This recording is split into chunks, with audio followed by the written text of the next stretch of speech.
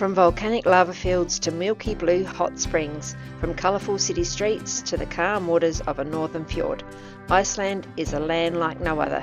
In this episode we explore its capital, soak in the world famous Blue Lagoon and kayak through stunning scenery in Isafjordur. Join us as we uncover the magic of Iceland on our world cruise, and get ready because the adventure is just beginning. As the sun sets over the open ocean, we leave the rugged beauty of Norway behind and begin the second leg of our world cruise. Believe it or not, it is after 10:30 at night. Look at that, the sun has not set yet. We are heading south, so we're getting closer to the sun setting earlier every night. So yeah. Anyway, ciao for the evening. We've had a very quiet day today, so we're looking forward to another day of calm seas and sunshine again tomorrow as we make our way towards Iceland. Ahead lies Iceland, a land of dramatic landscapes, steaming hot springs and rich Viking history. But before we arrive, we have a couple of days at sea to relax, recharge and enjoy life on board. Sea days are the perfect opportunity to join in the ship's activities, and today we take on a friendly putting competition. The stakes might not be high, but the laughter certainly is, and it's all a part of the fun of cruising.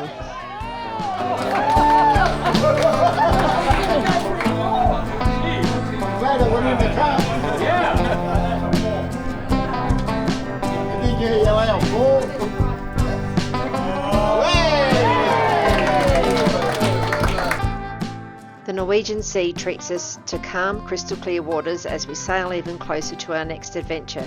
Soon the faint outline of Iceland appears on the horizon and excitement builds for the days ahead.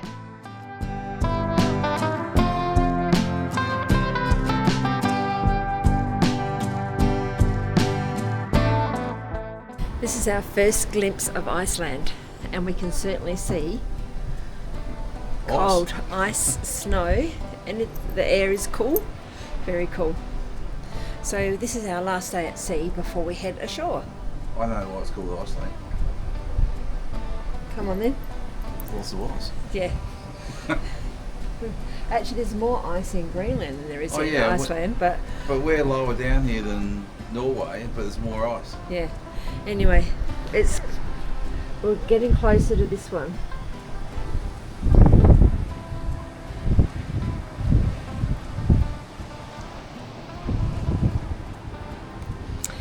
We're getting closer to Iceland, and then you can see in the background that is a very big snowy mountain.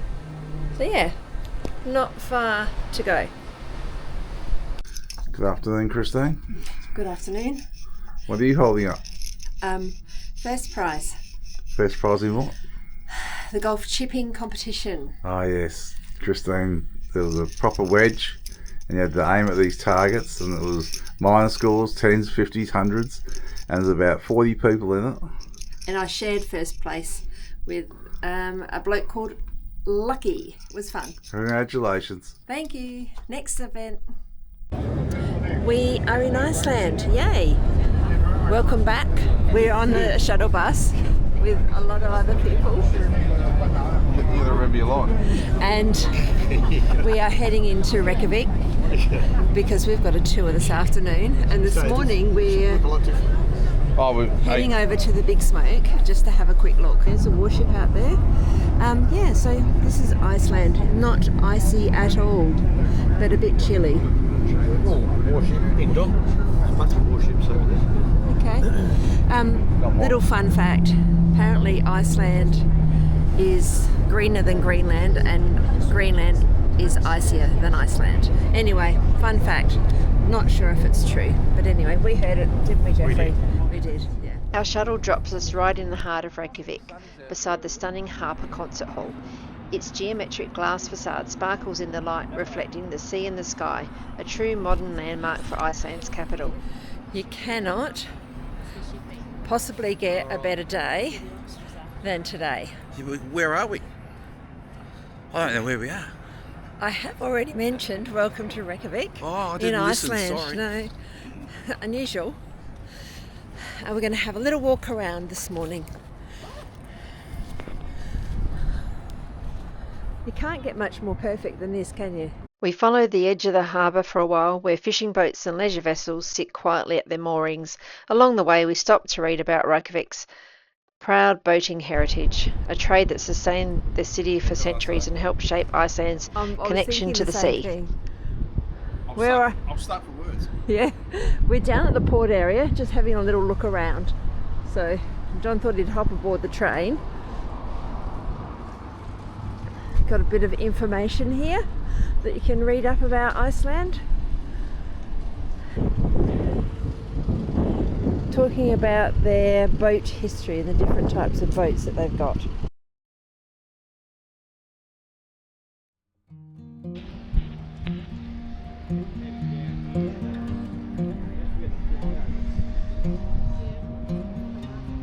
Just a short walk up this gentle hill near the old harbour, we come across the Cathedral of Christ the King, Iceland's only Catholic cathedral. Built in the early 20th century and consecrated in 1929, it bears the mark of neo-Gothic design.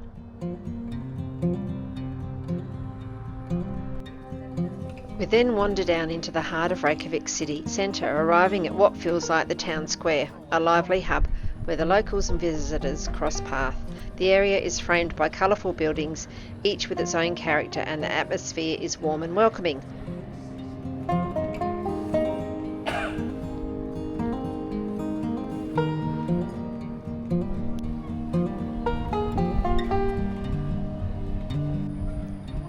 From here we head uphill along narrow streets lined with quaint little shops and inviting cafes, each one tempting us to stop for a peek inside.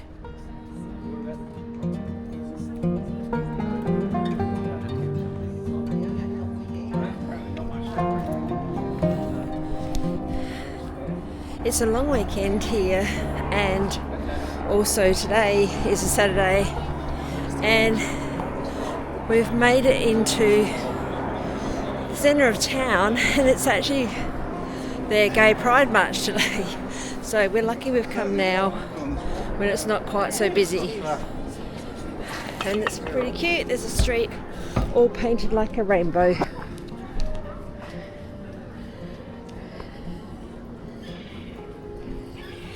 And if you can tell, I'm puffing a little bit because we're going up a hill. Not that steep, but we're having a look at the church at the very top of the hill. And then we'll head back to the ship to go on our excursion. We make our way uphill to Hallgrímskirkja, the tallest church in Iceland and one of Reykjavik's most recognisable landmarks.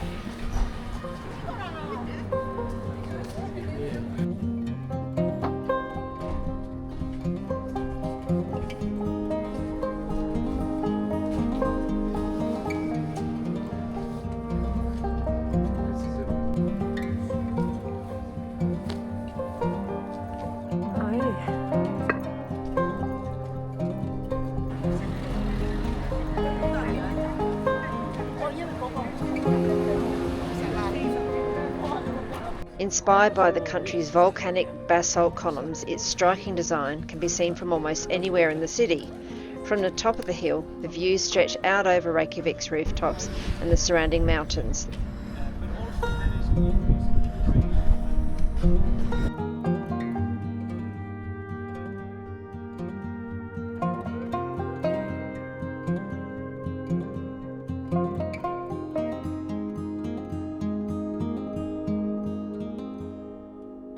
We then make our way back down to the ship before our tour started. As we leave Reykjavik behind, the guide shares some fascinating facts about this remarkable country. Iceland is home to just under 400,000 people, most of whom live in the capital area. It's a parliamentary republic with a president as the head of state and a prime minister leading the government. Education is highly valued here and schools are free, and literacy is nearly 100%. The landscape outside our window tells its own story. Much of Iceland is shaped by volcanic activity. You can see it in the dark, jagged basalt rock that covers the ground. These formations were created when molten lava cooled quickly, solidifying and striking hexagonal columns and rugged lava fields. This volcanic energy doesn't just shape the scenery, it powers everyday life. Around 90% of Iceland's homes are heated with geothermal energy, drawn from naturally hot water deep underground. Combined with abundant hydropower, this makes Iceland one of the world's leaders in renewable energy. And as we pass steaming vents and rolling lava fields, it's clear how closely the Icelandic people live alongside the forces of nature. And as we drive from Reykjavik toward the Blue Lagoon, here's a little snapshot of what powers this fascinating country. Iceland's economy rests on three main pillars: fishing, heavy industry like aluminium, and tourism. While fish and seafood still make up around 12% of the GDP and constitute a large chunk of exports, renewable powered industries such as aluminium smelting play a growing role thanks to vast geothermal and hydroelectric energy. But tourism has been the real breakout star in recent years. What was fewer than 500,000 visitors in 2010 has exploded to over 2 million by 2017, making up nearly 30% of export revenue and about 10% of national GDP. After the pandemic slowdown, tourist numbers bounced back. All told, tourism is fueling wage gains and new jobs across the country, and it's also bringing challenges around sustainability and infrastructure, but for now it's hard to imagine Iceland's modern economy without it. And as we head further along, the landscape begins to transform. Rolling green fields give way to vast stretches of jagged basalt, the result of ancient volcanic eruptions. The ground turns dark and otherworldly, almost lunar in appearance, with great lava fields stretching as far as the eye can see. We pass areas where the rock is darker still, and these are from more recent lava flows, a stark reminder that Iceland is very much alive beneath our feet. Incredibly, just 5 days before we drove through, there was volcanic activity here, sending steam and molten rock into the air. Seeing it so soon after the event adds a real sense of awe and respect for the power of nature in this remarkable country.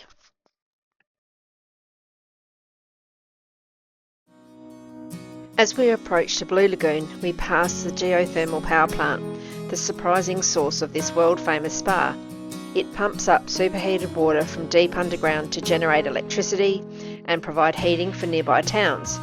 Once it's used for energy production, the mineral-rich water is released into the surrounding lava field, and that's how the Blue Lagoon was born. Formed in 1976, its milky blue colour comes from the high silica content, with minerals and algae adding to its unique qualities. The water stays at a comfortable 37 to 39 degrees Celsius all year round and completely renews itself every 48 hours. What began as an accidental pool beside a power plant has become one of Iceland's most iconic attractions.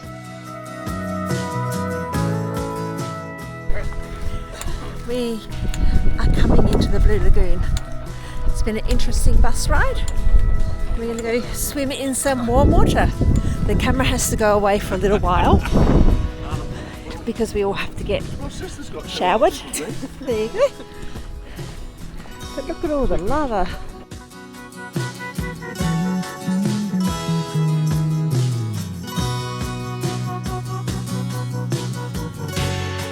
Here we are at the Blue Lagoon. Where are you, Sue? Here I am. Oh, there. Sliding there in the dark. Thank you. Wow, it's very glary. So let's just go in here.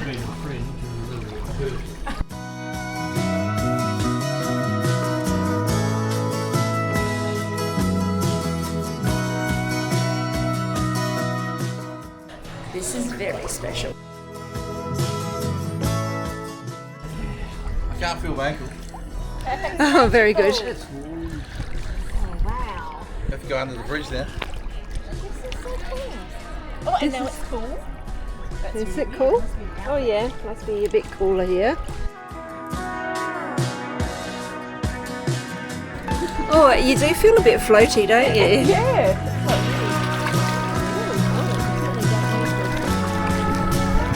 I need sunglasses. Oh, sorry.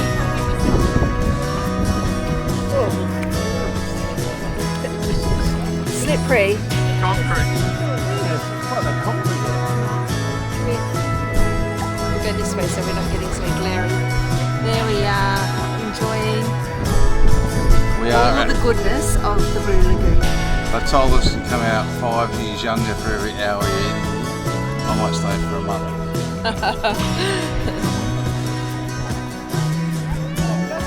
Oh, it feels really floaty.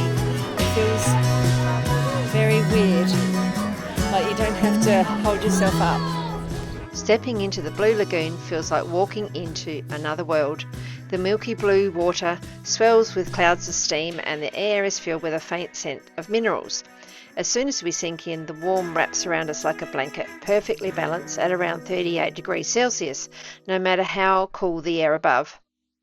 All around, dark volcanic rock contrasts sharply with the pale, opaque water, creating a scene that feels both tranquil and serene. And how good a day are we having here? The weather is amazing. The silica in the water gives it a silky texture against the skin and can even smooth the famous silica mud mask for a full spa experience. We drift between pockets of warmer water and lean against the lava rock edges and take in the view. Steam drifting lazily and the sound of gentle ripples. The steam coming off the water, blowing away. You've got to find the mud bit. There's got to be a mud bit somewhere.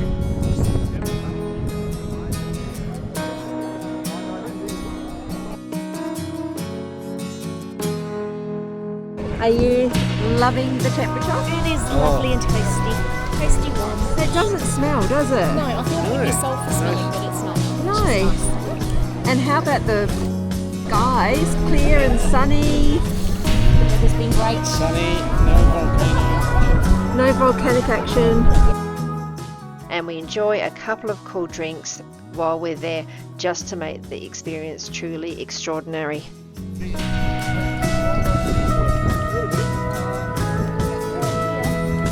I'm not sure if I've got it all off. Here. Oh yeah, I can feel that now.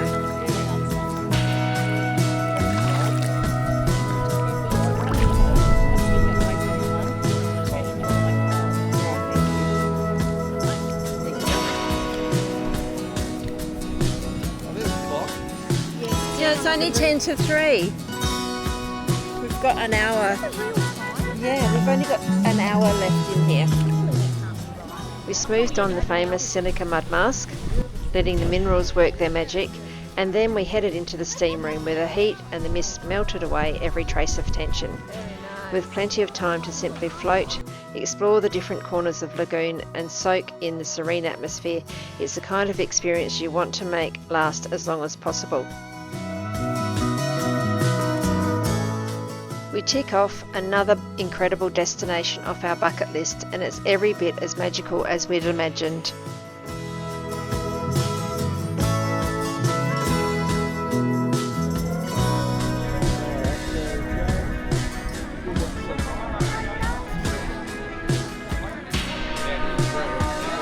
Our time is nearly up and so is my battery.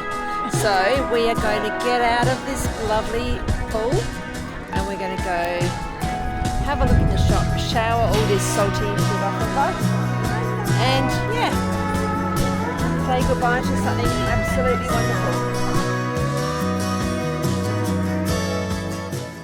We then sail out of Reykjavik under calm skies and the city lights fading behind us as we head toward our next Icelandic port.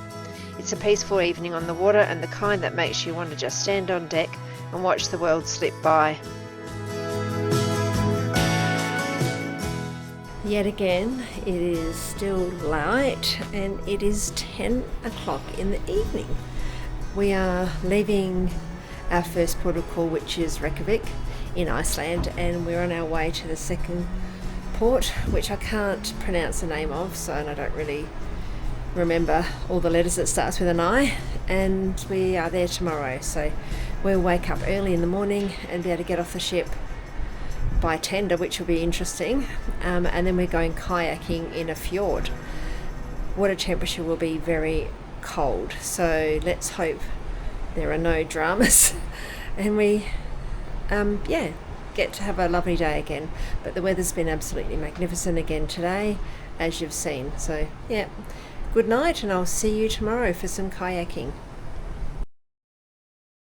Later that night, with clear skies above and the aurora forecast showing a strong index of 6, I decide it's worth braving the cold, and so I bundle up in all my warmest layers and head out onto the deck, hoping for a glimpse of the northern lights. While the display isn't dramatic tonight, I do catch faint wisps of green dancing on the horizon from time to time. Standing there on the top deck, with the quiet hum of the ship and the stars spread out above, it's still an unforgettable moment, and the kind of magic you only find right out on the open seas.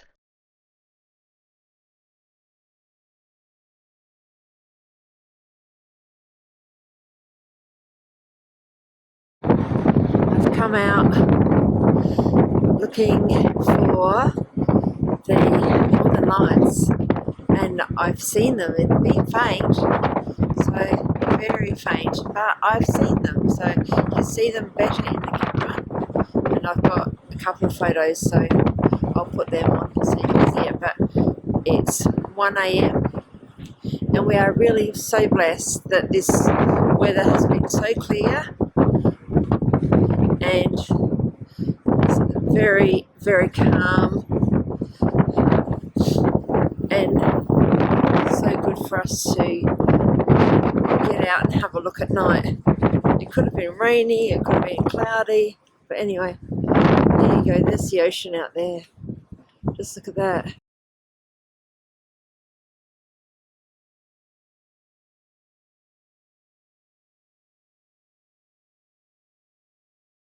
Good morning, how are you? Good. Mind a step? Yeah. Thank you. Beautiful.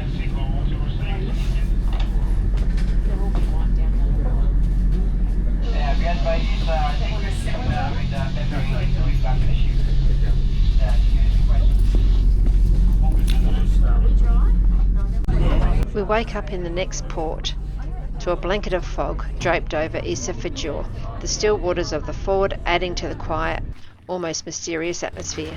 A tender ride brings us ashore, where we're ready for our morning excursion, which was calm Fjord Kayaking.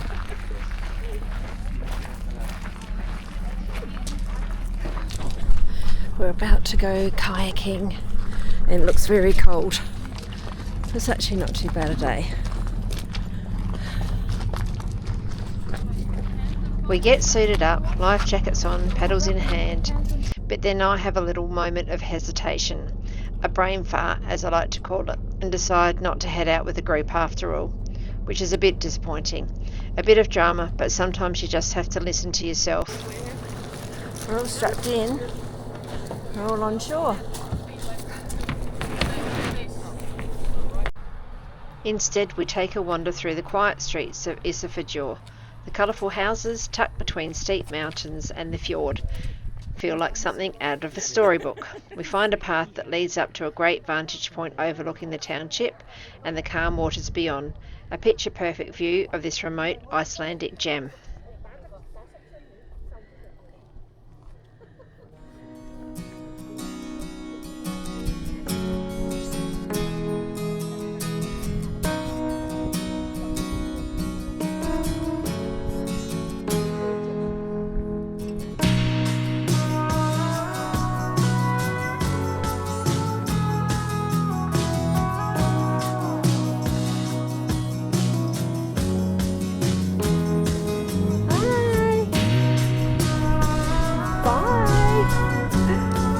Have fun eating chippies.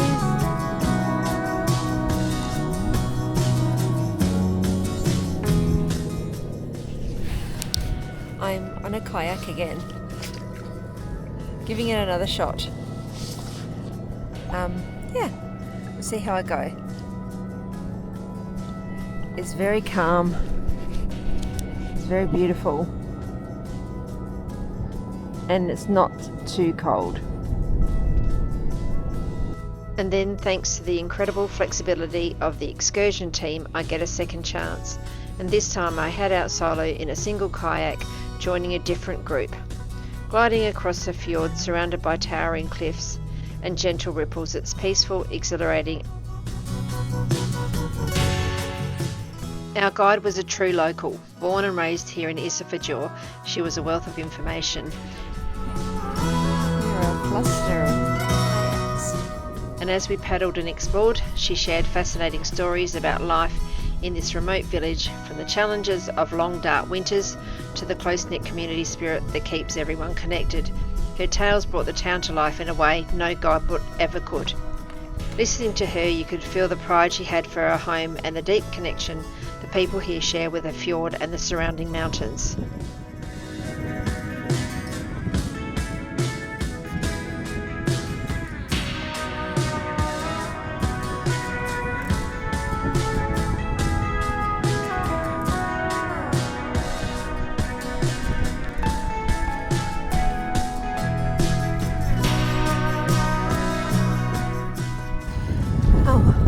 That's the kayaking done nearly.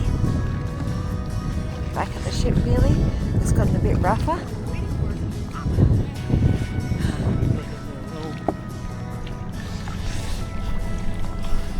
The sun's coming out. It's been a bit of fun.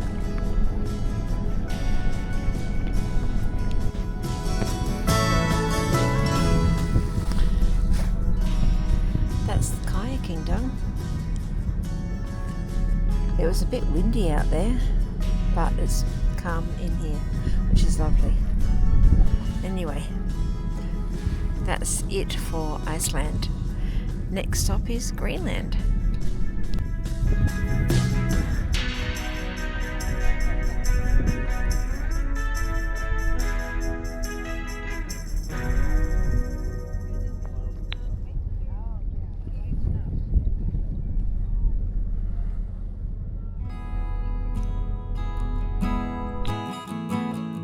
After my kayaking adventure, I wander back to the ship, passing some of Isafjordur's older buildings that hint at its long fishing heritage and maritime history. The streets are quiet and the air is fresh with a hint of salt from the fjord. Soon I'm back at the wharf, ready to board the tender for the peaceful ride back to the ship.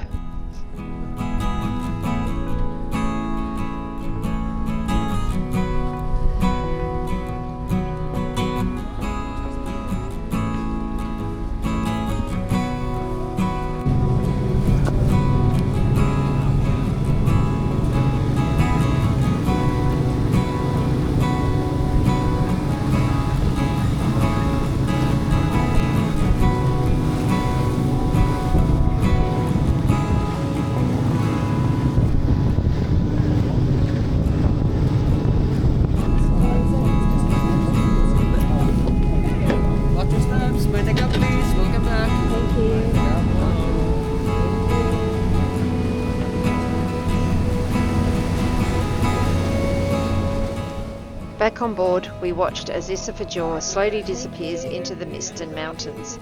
Our time in Iceland has given us two very different ports, each with its own charm, from the vibrant streets of Reykjavik and the warm waters of the Blue Lagoon to the quiet, beauty and calm fjords of the north. And now we set our course further west, leaving the rugged coastline behind as we sail toward Greenland, a place of vast untouched wilderness and dramatic landscapes. That's coming up in our next episode as the adventure continues.